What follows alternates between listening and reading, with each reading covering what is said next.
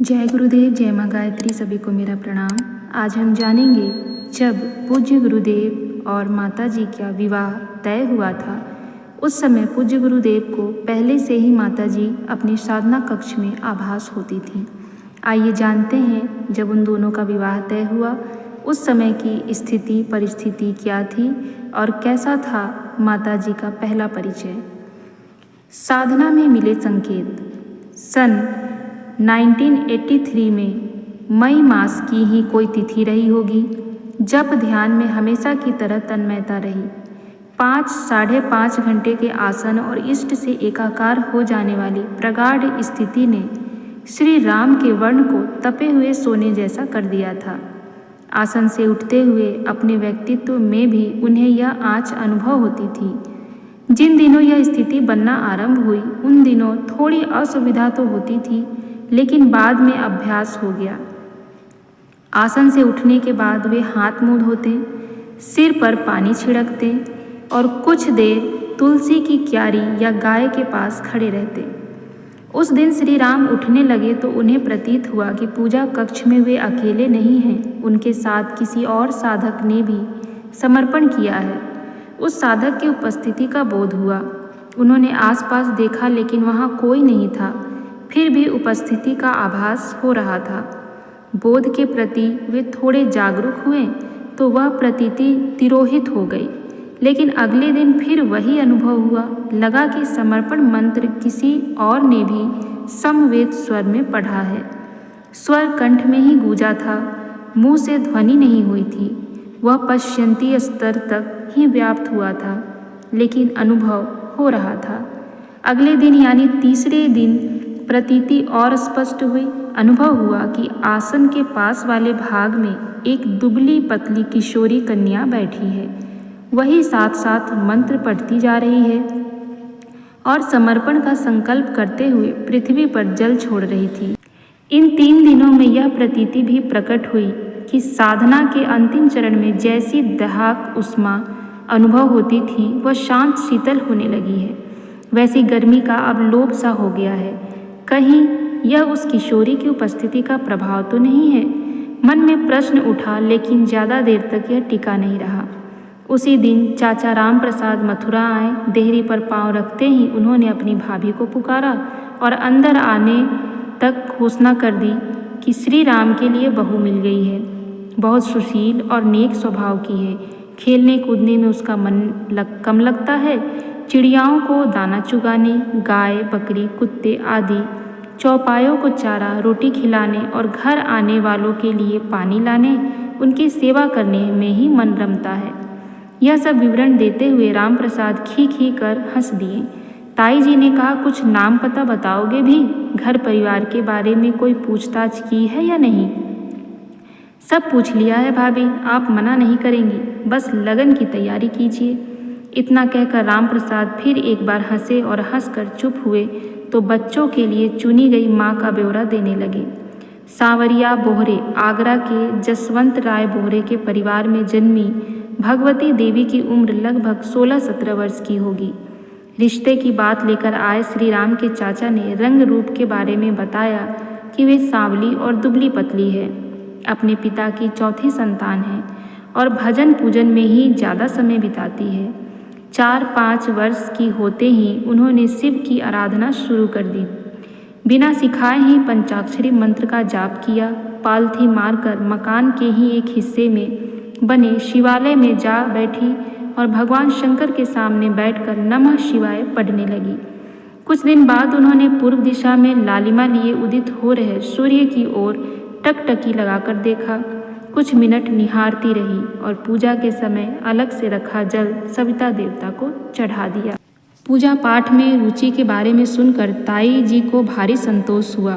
श्री राम के अकेले रह जाने के बाद उन्हें चिंता होने लगी थी, उसका निराकरण हो गया। पुत्र के तपस्वी जीवन में और अधिक कठोरता आने से वे चिंतित रहने लगी थी कि वैराग्य भाव और बढ़ा तो श्री राम कहीं साधु सन्यासी न हो जाएं। भगवती देवी के भक्ति भाव को जानकर वे जैसे आश्वस्त हुई। लगा कि उनका भक्ति भाव श्री राम के वैराग्य और ज्ञान निष्ठा को बांधे रखेगा। राम प्रसाद जी ने कन्या के बारे में यह भी बताया कि घर में गायों की देखभाल भी वही करती है। श्याम वर्ण की एक गाय तो भगवती देवी से इतनी घुली मिली है कि चारा पानी भी कन्या के हाथों से ही लेती है। सुबह के समय सामने पहुंचने में देर हो जाए तो रंभाने लगती है। वह स्वर अलग ही तरह का होता है, जैसे कि पुकार रही हो। राम प्रसाद ने बताया कि भगवती देवी को घर में सब लोग लाली कहते हैं। सबसे छोटी थी। जब वे 5 वर्ष की थी तभी माँ का निधन हो गया था। तीनों भाई बहनों ने अपनी छोटी बहन का विशेष ध्यान रखा। पिता ने भी ध्यान रखा कि बेटी को माँ की कमी का आभास ना हो। वे भी भगवती देवी को लाली कहते थे। राम प्रसाद ने हंसते हंसते बताया, और सुनो भाभी, तुम्हारी बहू को बचपन में खेलने कूदने का भी कोई भाव नहीं था। पंडित जी बता रहे थे कि लाली के पास कपड़े की एक गुड़िया थी। वह अक्सर बीमार पड़ जाती और लाली सेवा टहल करने लगती। गुड़िया के हाथ पांव जरा भी टेढ़े मेढ़े होते, कपड़ा गंदा हो जाता तो वे चिंता करने लगती। बीमारों की तरह उसकी देखभाल करती। एक वैद्य जी बुलाए जाते। वैद्य जी भी कपड़े से बनाए हुए गुड्डे ही होते। वे आते, नब्ज देखते, कोई नुस्खा बताते और लाली नुस्खा तैयार करने में जुट जाती। जड़ी बूटियाँ इकट्ठी करती, उन्हें कूटती पीसती, काढ़ा बनाती, लेप करती। इस उपचार में गुड़िया थोड़ी मैली हो जाती तो उपचार पूरा होने के बाद उसे नहलाती धुलाती, कपड़े बदलती। यह सुनकर तो ताई जी भी हंसे बिना नहीं रही कि उनकी होने वाली बहू ने गुड़िया के लिए एक अलग रसोई भी बना रखी थी। वहीं उसका भोजन तैयार होता। उससे मिलने के लिए लोग गुड्डे गुड़िया आते जाते रहते थे। उनका भोजन भी रसोई में तैयार होता। आने वालों को भोजन किए बिना जाने नहीं दिया जाता था। गुड्डे गुड़ियाओं के खेलने की उम्र तक लाली यही सब करती थी। बाद में वे घर आए लोगों की आव भगत में व्यस्त रहने लगी। उनके लिए पानी लाना, भोजन के लिए पूछना, स्वल्पाहार की व्यवस्था करने जैसे मोर्चे संभाल लिए। छोटी उम्र में गुड्डे गुड़ियाओं की गई आव भगत आगंतुक अतिथियों के सत्कार में बदल गई। श्रद्धा, भक्ति और अतिथि सत्कार के गुणों ने ताई जी को मुग्ध कर दिया। उन्होंने बिना देखे और पूछताछ किए बिना ही रिश्ते के लिए हाँ कर दिया। संबंध निश्चित करने के लिए जसवंत राय जी सिर्फ एक बार आए। उन्होंने दामाद के बारे में पास पड़ोस या कहीं और छानबीन करने के बजाय जन्म कुंडली देखी। देखकर कह दिया, दोनों की जोड़ी बहुत अच्छी जमेगी, शिव पार्वती की तरह। कुंडली में ऐसे योग पड़े हैं। संबंध तय हो गया और फाल्गुन सप्तमी 2002 विक्रम संवत 2002 10 मार्च 1946 का वह दिन विवाह के लिए निश्चित हुआ।